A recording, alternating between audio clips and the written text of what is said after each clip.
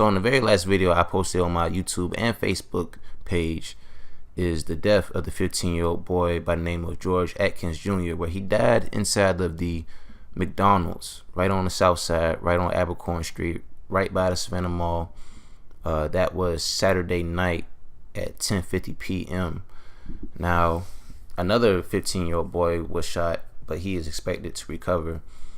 But the homicide, the 30th homicide of the year, is really tragic, not only because it's a 15-year-old boy, but when I get my information, a lot of times I go on the internet, I search up, people's pictures, their friends, and everything else, and what I see is that, this kid came from a really loving family, and not only that, but he went to Windsor Forest High School, actually, and he was a part of the football team, and he actually played a game against the Islands High School, and he actually recorded an interception for that game.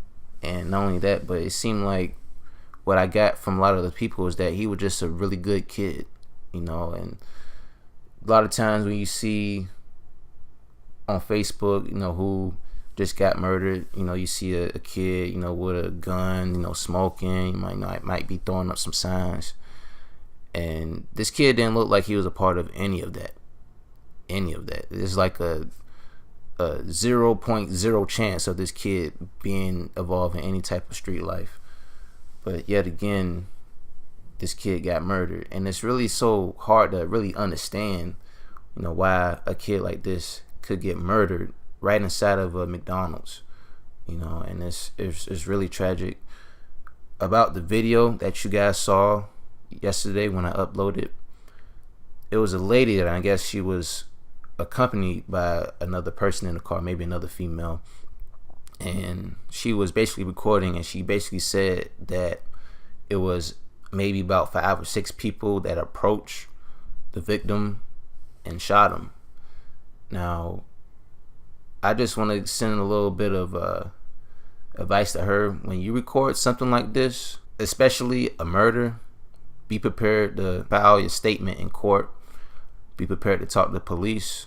Hell, be prepared to snitch at this point, because when you're involved in something like this, just be prepared to put your statement on the line about the situation, and that's for anybody that wants to record something like this, because what this lady is saying, that she got a good bit of eyesight of who maybe could have been the killer of this 15-year-old boy.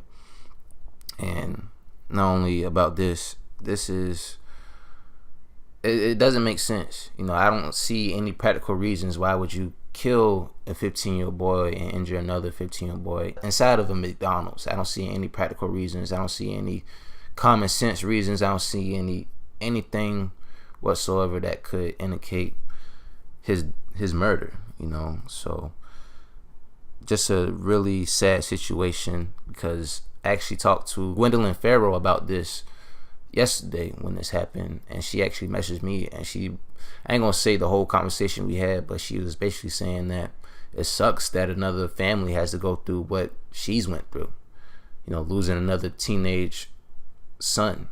And if you haven't seen that interview, just give it a chance. Just please give it a chance. She's talking about how her son was raised, and everything else that was involved in his life and his death, and it's a great interview. If you just take the time out just to watch it, please do.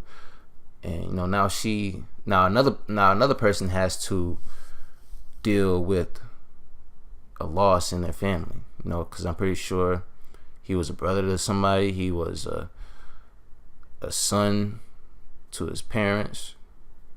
I'm pretty sure he was a good friend to his classmates, and this is really senseless that somebody could really do this. I mean, this absolutely makes no sense whatsoever. And I just want to really send my condolences out to the Atkins family. I'm pretty sure some updates will be available. You did this inside of a McDonald's where there's multiple cameras, multiple footage, multiple angles. So I expect some footage to be released pretty soon about this shooting. But any other updates, I'll keep y'all up to date. I really will. But that's all for right now. Stay blessed, Seaport.